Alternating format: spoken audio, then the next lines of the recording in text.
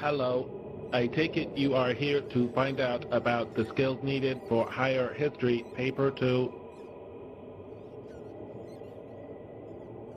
We are going to start by looking at tips for how you can get good marks in the How Useful question.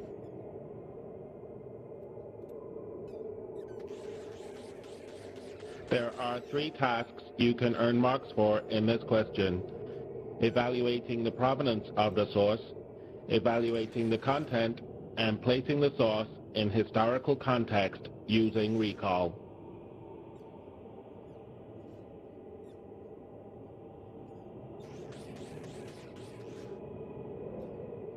The first task is to evaluate the provenance of the source. This means where is the source from and why was it created. Where is the source from? Well, you must explain what the authorship of the source is and why that makes it of use to the topic studied. Also, when was it created? Does that have an impact on the source's value? Hello, over here. My name's Andrew Morey, and I'll be your first source example. So, when you're writing about me, you could say, the source is by Andrew Morey, who was there at the time and therefore is a primary source. Well, you could write that if you're writing a foundation answer at standard grade, but this is higher. So, you need to go into more detail. You need to say, the source is by Andrew Morey, who was there at the time and was leading the forces against Edward, so therefore would have a deep understanding of what the Scots' demands were, for example, or something else that really explains who I am and why I'm doing what I'm doing and why I'm of value. Don't just skirt around the issue saying primary source, blah, blah, blah, secondary source, blah, blah, blah. Explain it. If it's by a historian, say that they've done research into the topic. Really go for it. Really explain to the person, because remember, you're a higher student now. As Morey said, it is very important that you fully describe what makes the author useful for the topic you are studying. The second part of the provenance section is to explain why the source was created, also known as the purpose of the source.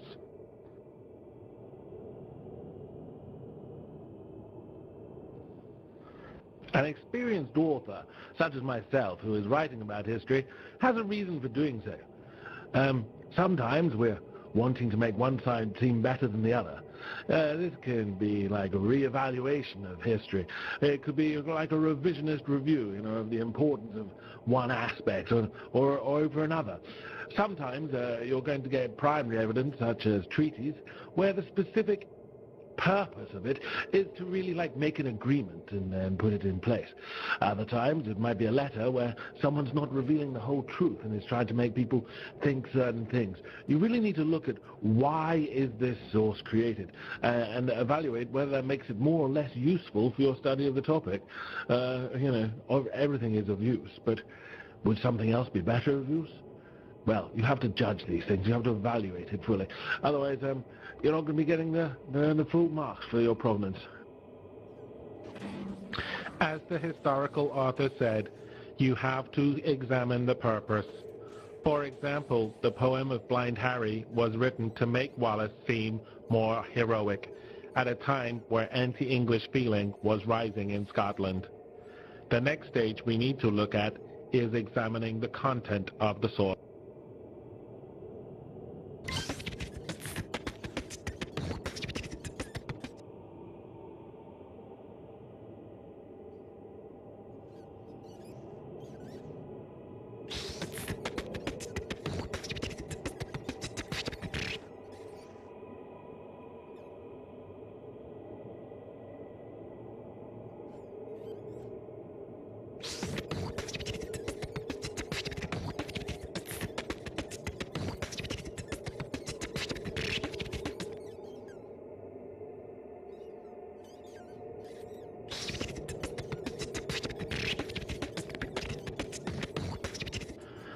After you have carefully evaluated the content, ensuring that what you have written is about the topic of the question, You must then place the source into context.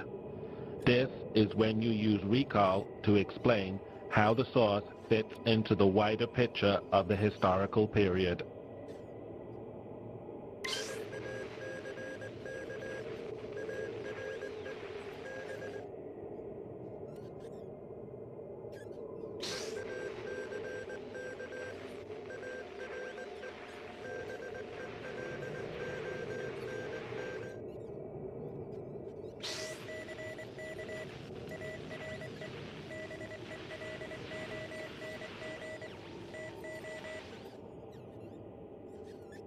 So, to get your full 5 marks, you need to look at provenance, which is authorship, and purpose.